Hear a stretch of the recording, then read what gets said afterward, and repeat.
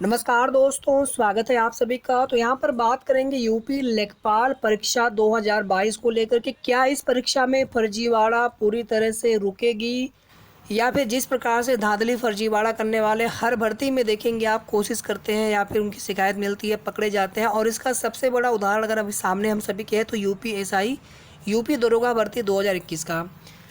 अब आप समझ लीजिए कि जो लोग बायोमेट्रिक में पकड़े गए हैं या फिर छोटे मोटे वाले जो पकड़े गए हैं, देखिए हम ये नहीं कह रहे हैं कि इसमें कौन बड़े कौन छोटे, कितने बड़े इसमें लोग शामिल हैं, क्या है, कितने पैसे चले हैं, इसमें तमाम तरह की चीज़ें हैं, आरोप लग रहे हैं। और ये पूरी परीक्षा जो है संदेह के घेरे में।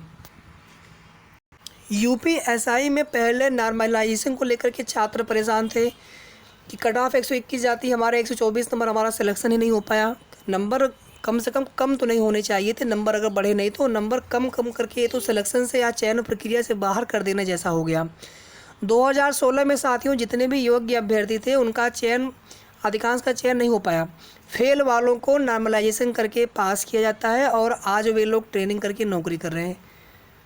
हालांकि कुछ लोग विरोध करेंगे या इस प्रकार के कमेंट भी आ सकते हैं, मुझे पता है, लेकिन जो चीज़ें हैं साथियों सभी के सामने है, सत्य सभी के सामने है। उसमें ऐसा नहीं कि मैं कोई चीज़ें अलग से बता रहा हूँ। मामला सुप्रीम कोर्ट तक गया था, लेकिन माननीय सर्वोच्च न्यायालय से भी उन्हीं के पक्ष में फैसला आया कि जो फेल थे सेक्शनल, जो कि नोटिफिकेशन में लिखा था कि ओवर मतलब नॉर्मलाइजेशन होगा लेकिन सेक्शनल 50% होना अनिवार्य है, लेकिन ये कहीं पर मेंशन नहीं था कि आप नॉर्मलाइज्ड करके उनको आप पास कर देंगे। जो फेल वाले हैं 20 में 16 क्वेश्चन सही है, 17 क्वेश्चन सही है, उनको भी उनको भी पास कर दिया गया।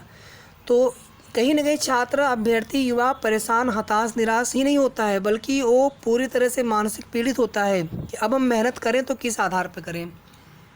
लेखपाल की लेखपाल की परीक्षा के लिए कुछ लोग यहाँ पर तमाम ऐसे लोग अपना तर्क दे रहे हैं कि सिलेक्शन आखिर 8,085 का ही होना है, तो फिर 2,47,000 क्यों परीक्षा देने जाए, फिर 8,085 ही परीक्षा देने जाए। यानी उनका ये कहना है कि 5 लाख लोग देंगे तभी भी उतने ही सिलेक्शन होंगे, 2.5 लाख देंगे तभी उतने ही सिलेक्शन होंगे। तो 2.5 लाख को मौका तो मिला कम से कम, 5 लाख को मौका ही नहीं मिला बाकी से 2.5 लाख को। तो साथियों यहाँ पर थोड़ा सा अगर आप अपने निजी विचारों से हट करके अगर आप सोचेंगे सही तरीके से तो आपको चीज़ें अपने आप समझ में आ जाएंगी। देखिए ये चीज़ें सिर्फ उन साथियों से मेरा निवेदन है जो चाहते हैं कि बिल्कुल अब परीक्षा हो और इसमें कोई भी जो है परीक्षार्थी और शामिल ना हो, बल्कि 20-30 गुना नहीं बल्कि 15 गुना ही बुलाया जाना चाहिए। तो कुछ लोगों का ये भी तर्क है। तो साथियों इससे नुकसान किसका होगा? नुकसान हमारे ही भाइयों बहनों का होना जो मेहनत करने वाले हैं कि एक बार हमने पीईटी दिया उसके बाद फिर, और ये भी देखिए आपकी पीईटी कट ऑफ निर्धारित किया जाता है, ना तो आरक्षित वर्ग को कोई छूट मिलती है, चाहे ओबीसी हो चाहे ईडब्ल्यूएस हो। महिलाओं की कट ऑफ सबसे ज़्यादा चली जाती है। ऐसा कैसे हो सकता है कि जनरल में उनको मान लिया कि यहाँ पे कौन सा सिलेक्शन हुआ है? कुछ लोग तर्क दे रहे हैं कि जनरल में उनका सिलेक्शन हो गया, जनरल में जाने की वजह से। मतलब अपने हिसाब से लोग कुछ भी जो है तर्क बनाते रहते हैं। भैया आप अपने से विचार करें कि यहाँ पे कौन सी सिलेक्शन लिस्ट जारी हुई है, कौन से ओवरलैपिंग कराई गई है। मान लेते हैं वो हाई पीईटी कट ऑफ वाले महिला कैंडिडेट्स ज़्यादा है, तो भी ये तो उनकी गलती है नहीं, उन्हें छूट मिलना चाहिए लेखपाल के लिए, मेंस के लिए। लेखपाल वाला cut off PET cut off uncle वाला मामला 15 तारीख को लगा था हाई कोर्ट में। इसके बाद जो है नेक्स्ट डेट 18 मई लगा दी गई है।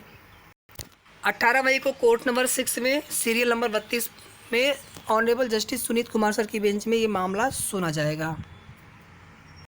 तो अब यहाँ पर सवाल ये होता है साथियों कि क्या परीक्षा 19 जून को हो पाएगी? जिनका एग्ज़ाम, जिनको मौका मिला है मेंस के लिए, तो आप पूरा फोकस अपनी तैयारी में लगा दीजिए, क्योंकि आपको तो मौका मिलना ही मिलना है, चाहे परीक्षा 19 जून को हो या फिर 10-20 दिन बाद हो। हालांकि पोस्टपोन के लिए जब तक कोई ऑफिशियल आदेश ना आए, कोई कोर्ट से ऐसा डायरेक्शन ना हो या कोई स्टे जैसी चीज़ें ना हो, तब तक आप पूरी तरह से अपने मेंस पर फोकस करें। और मेंस आपको 19 जून को होगा ऐसा आप मान के चलें। और जिन छात्रों को मौका मिला है, अब इन छात्रों को ये भी डर सता रहा है कहीं ऐसा ना हो यूपीएसआई की तरह यहाँ पर भी फर्जीवाड़ा चले और यहाँ पर भी मेहनत करने वाले योग्य युवा अभ्यर्थी चाहे कितने भी अंक लेकर के क्यों ना आए, उनका सिलेक्शन अगर नहीं हुआ, किसी फर्जीवाड़े का हो गया, तो फिर कहीं ना कहीं उनकी मेहनत जो है बर्बाद जाएगी। यूपीएसआई फर्जीवाड़े की को लेकर के आप देखेंगे आज की न्यूज़पेपर में भी चीज़ें दी गई है। इसके पहले आप सभी को पता है कि आईपीएस मैम के द्वारा किस प्रकार से चीज़ें बताई गई कि शुरू में कोई प्रश्न हल नहीं होता, आखिरी में 15-20 मिनट में जो है 140 तक क्वेश्चन करके चले आए। और ऐसे तमाम अभ्यर्थी हैं, मुझे लग रहा है शायद 20,000 से के आसपास ऐसे आप, या 15,000 सीटें जितनी हैं उससे भी ज़्यादा कैंडिडेट्स हैं जो कि 135-140 नंबर वाले हैं। अब इसमें भी न जाने कितने लोगों ने पैसे दिए होंगे, किनका हुआ उसमें भी, किनका उसमें भी नहीं हुआ, कितने उसमें क्या चीज़ें हुई। और ये जब लोग बन करके दरोगा बन करके आएंगे, समाज के लिए क्या कार्य करेंगे जो इस प्रकार से फर्जी तरीके से नौकरी पाएंगे। तो ये सभी जांच का विषय है और जो भी साक्ष्य प्राप्त हो रहे हैं वो हम सभी को सामने कोर्ट में भी चीज़ें चाह रही हैं। धरना भी दिया गया, ईको गार्डन में खूब विरोध भी हो रहा है कि इस परीक्षा को रद्द करके शुचितापूर्वक तरीके से पहले तो भर्ती परीक्षा हो और उसके बाद जितने भी दोषी हों उनको जो है आगे सभी परीक्षाओं से उनको हमेशा के लिए डिबार कर दिया जाए और इसमें जो दोषी कर्मचारी अधिकारी पाए जाए उनके खिलाफ भी सख्त कार्रवाई हो। तो आपकी क्या राय है साथियों, यूपीएसआई पेपर को लेकर के? क्या पेपर कैंसिल हो सकता है, क्या दोबारा परीक्षा हो सकती है? क्योंकि चीज़ें अब कोर्ट में है, सरकार के ऊपर डिसाइड करेगा। इसी प्रकार से लेखपाल के लिए भी आयोग से कुछ भी बोलने को तैयार नहीं है। तो क्या इस पर विचार किया जाएगा कट ऑफ अंक कम करने को लेकर के?